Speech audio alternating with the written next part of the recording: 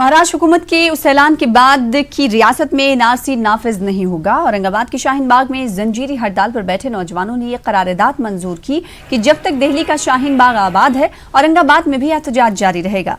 दिल्ली के शाहीन बाग को ताकत के जोर पर मुंतशिर किया गया तो औरंगाबाद में जेल भरो तहरीक शुरू की जाएगी। ये करारदाद औरंगाबाद शाहीन बाग की कमेटी ने मुतफ़क़ा तौर पर मंजूर की है।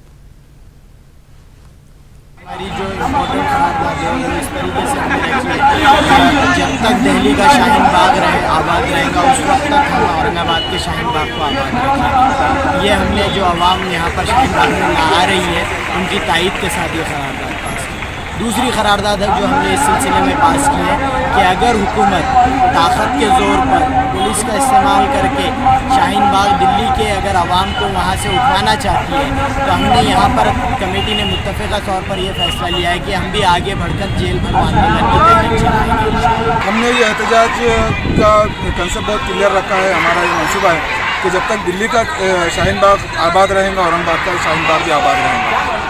तो जब तक दिल्ली का शाहीन बाग आबाद रहता है, इंशाअल्लाह औरंगाबाद का शाहीन बाग भी आबाद रहेगा। बहुत दिन से सोचना चाह रहे हैं, लोगों को इसको जो है अवेयर कर रहे हैं, जागरूक कर रहे हैं, इसके लिए कॉर्नर में टीच रहे हैं, सोशल मीडिया पे चला रहे हैं।